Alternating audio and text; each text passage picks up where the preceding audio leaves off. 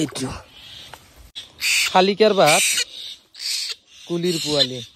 নমস্কাৰ বন্ধুসকল, ৰাতিপুৱাই পুৱাই শালিকে দুটাই বৰ বেয়াকৈ আটা বাঢ়ি আছে। মানে এইজোপা নাৰিকলত মানে কি শালিকে হালিয়ে ভাল হৈছিল, মানে সিহঁতে তাতে চানা টানা ফুকিছিল আৰু মই অলপ চলপ গম পাওঁ নিশ্চয় কিবা সাপ চাপ উঠছি, হয়তো কিবা সিহঁতৰ চানা টানা পচছি।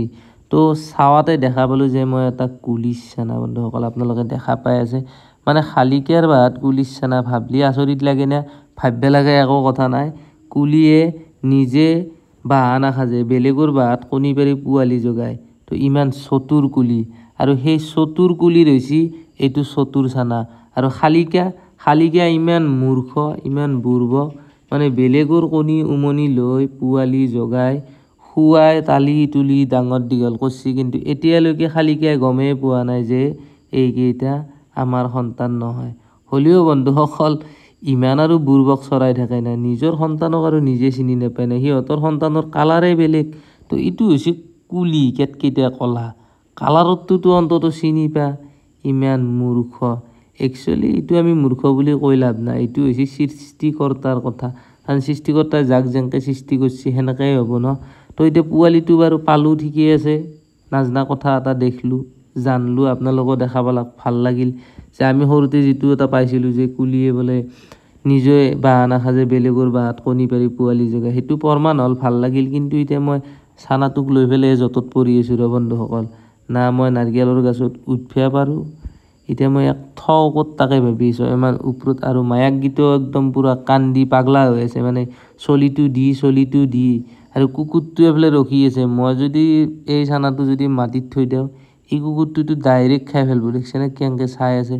এতিয়া শালিকাকেইটাকো মই বুজাব পৰা নাই, এতিয়া চানাটোকো মই মাটিত থ'ব পৰা নাই। এতিয়া ক'ত থওঁ ভাবি এতিয়া মানে মাথাই নষ্ট হৈছে। এটাৰ হাল্লা, যি হাল্লা বাপৰে বাপ, মাথা চাথা এতিয়া গৰম কৰি দিয়ে এতিয়া।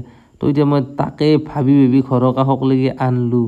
তো আনি পেলাই দেখা পালোঁ যে এখনতে চাল, যদি মই চালখনৰ ওপৰত থৈ দিওঁ সিফালে পানী নপৰে, সেনেকৈ তাত থাকিব পাৰিব, মানে কি মায়াককেইটা আধাৰ চাধাৰ দিব পাৰিব। তো ওপৰতো একবাৰ দি চালোঁ ৰ তাতে থাকে নে নাথাকে, নাই নাথাকে। জখনি চানা বাচা ছয়তানৰ বস্তু নাই, কাৰণে ছয়তান চৰাইটো বহালা হৈ কিবাকৈ বাচলি ৰ তয়ো। আৰু একবাৰ মই এইবাৰ লাষ্ট আৰু একবাৰ দিয়াৰ চেষ্টা কৰিম ওপৰত, যদি এইবাৰ থাকিলে তো নাথকিলি আৰু উপায় নাই। ইমান জ্বালা বাপৰে বাপ, মই যি কিয় আছিলোঁ চাবা, বাপৰে বাপ অশান্তি মাৰি আছে একদম, মানে কি ক'ম।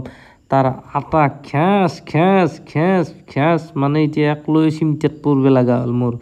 এতিয়া কি হ'ব, এতিয়া এৰিও থৈ যাব নোৱাৰোঁ, বেৰ বেয়াও নোৱাৰোঁ, সেনে আনিছে গাইছ। তো নাই, এইবাৰো নাথাকে সি বাচাই আছি, চৰাইটো খেদি কিবাকৈ বাচালোঁ। ইয়াত থাকিবৰ ইচ্ছা নাই নেকি বাচবি, চাচোন তাৰ মচান যি আটা। এতিয়া চৰাই বস্তু হয়নে নহয়, মাৰিবও নোৱাৰা, বেয়া লাগে। তো এই সফ্ৰিয়াম গাছ একডাল আছে ৰ বন্ধুসকল, ইয়াতে অলপমান থোৱাৰ চেষ্টা কৰোঁ। ইয়াতে যদি কিবাকৈ থাকে বাপা, আৰে ৰক্ষা পাম আৰু শান্তি পাম। বাপৰে বাপ কিয় যি আছিলোঁ মই বিচৰি, কিয় যি আছিলোঁ চাবা।